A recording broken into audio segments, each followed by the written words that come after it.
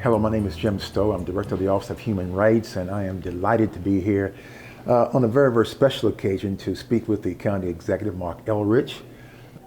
We're about out of time now, but one of the things I guess I do want to ask, and because I think it sort of brings our conversation to a point where hopefully folks will say, okay, I know a bit more about both our County Executive and a little bit more about the Office of Human Rights.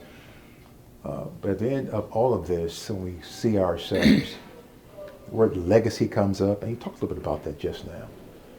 But also this idea that you actually move the needle from where it was to a better place. And that better place is defined by the fact that there were persons who in fact were better off as a direct result of your decisions, as tough as they may end up being at points.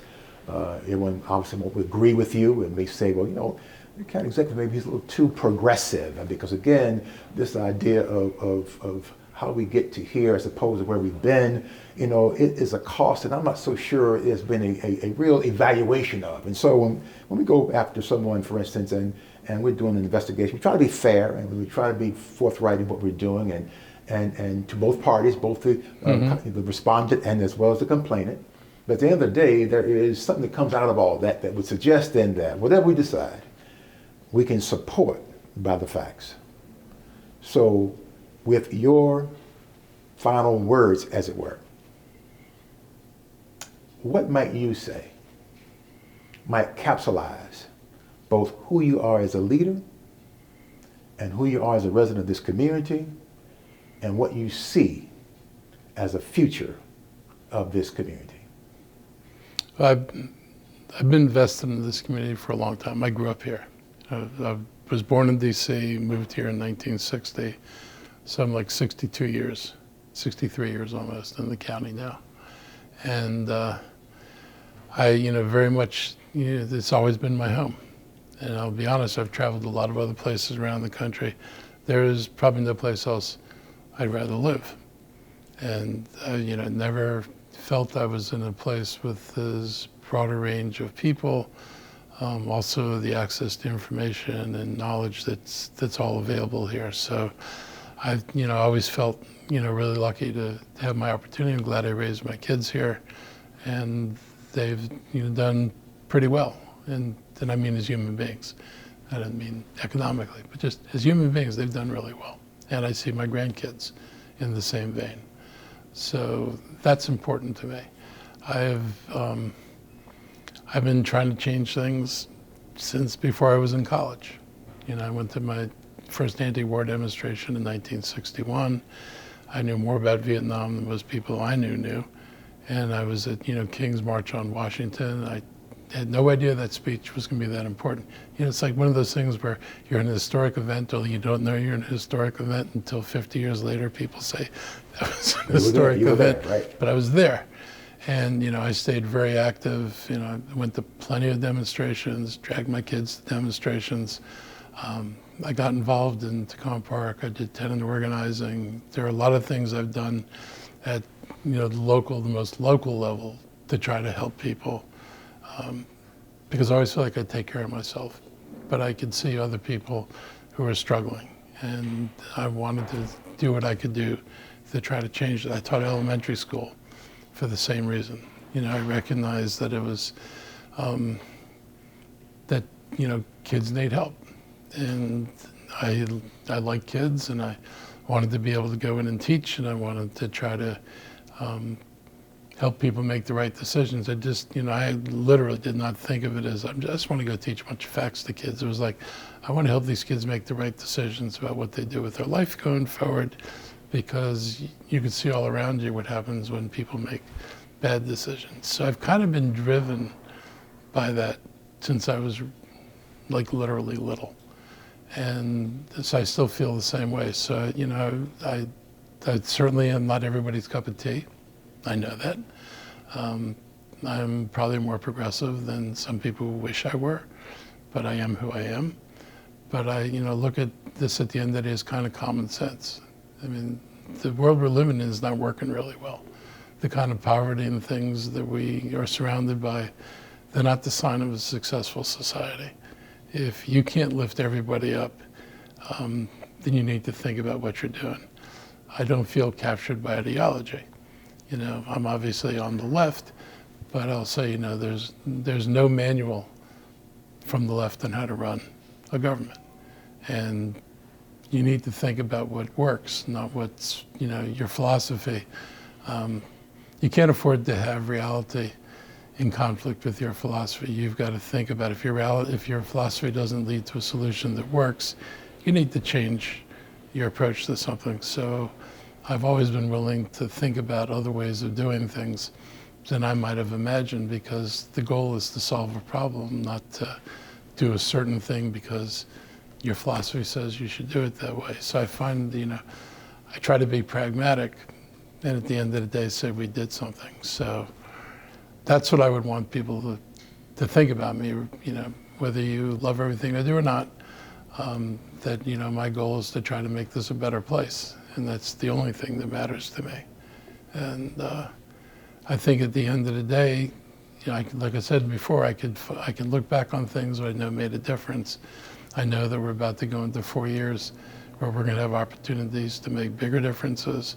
And that's my intention, is to make as much of a difference as I can, so other people can, you know that their kids can have the opportunities that my kids had, and so that adults, you know, feel a sense of hope instead of hopelessness.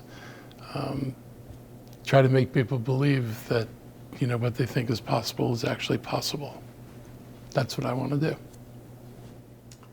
I would be remiss, County Executive, with the current events happening in this country, without mentioning Tyree Nichols.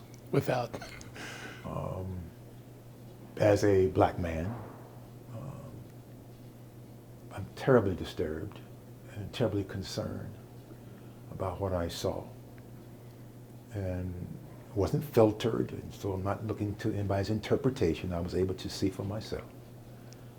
And I'm just really struggling internally and with all that's within me to kind of figure out what took place. I mean, what was at play here that would have any person, in particular this case, these men that were indicted, I should not indicted yet, I guess is not the right word to say, but certainly were, in this case, fired. Charged, yeah. And charged is the right word I was looking for treating this individual as though they were not human. And I guess that was the thing that really got me more than anything else, County Executive, that there was not a sense of humanity at all in this act that we saw. And so I struggle with that. And so to someone who, again, I'm looking to you, who is a person, again, of history and seeing similar movements, also around for George Floyd and other acts, Rodney King, of course. Where are you on this issue? I mean, how did it impact you? And are you where I am? Are you in a different place? Or where are you on that issue? How did it hit you? So, I guess I feel like in some ways I've seen this before. You know, Rodney King, but Rodney lived, right? But I think about the 3 civil rights workers in Mississippi. I think about, you know, the pictures of people hanging from trees. You've seen this dehumanization. You've seen, and it's one of the things that, you know, kind of worries me most about one of the philosophies that you hear around policing, which is, you know, the thin blue line is the line between civilization and barbarians.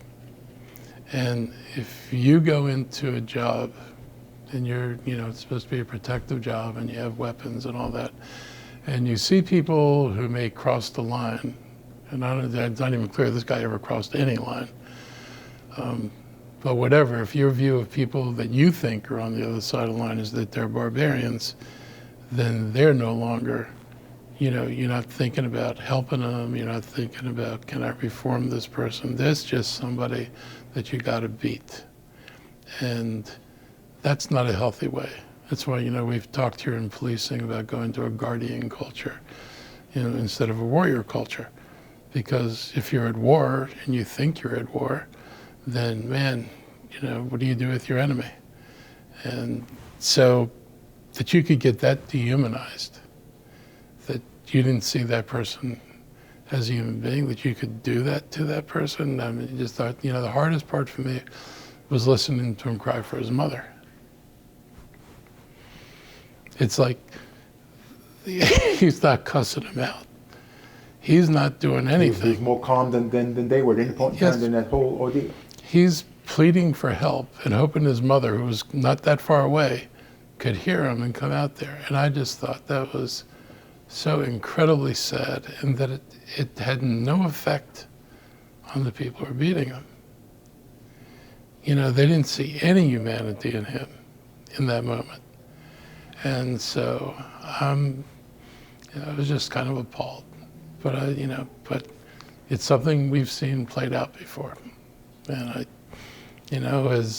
after George Floyd was not the last. Everybody was horrified by that. Was it the last time? Nah. So was it the only time this year this has happened? No. So it's, I think it's indicative of how we've kind of separated ourselves. And even if you're not white, defining some people as just bad and unworthy of respect. And it was not something I'd want to watch, but I watched it. Well, I'm pleased to say that in Montgomery County, we've taken some steps with our police department, Chief Marcus Jones and his team of folks, and looking at our police accountability board to put in place, as well as our administrative charge commission in place as well, look at these kinds of issues. And so we are trying to put in safeguards that are here in our county. And while we're not perfect, No. I'm sure mistakes have been made because they're human beings in these positions and of responsibility. But we're looking at this in terms of not becoming the way that we in fact see around the world how police agencies are dealing with these kinds of issues. So I think we know that we have to make sure the training absolutely emphasizes everybody's humanity. And there are bad people, they do bad things, and I don't want bad people walking around on the street hurting people. But whatever you do, you ought to do with dignity, restraint, and not do more than you need to do. We can get there. Been my great delight to talk with our County Executive, Marc Elrich. Thank you, County Executive, for spending time with me this evening on this topic. Black History Month is upon us. Folks, thank you for being a part of our conversation this evening. Again, my name is Jim Stowe. I'm Director of the Office of Human Rights. And it's been my joy, my great joy, to be a part of this evening's program. Thank you. Thank you.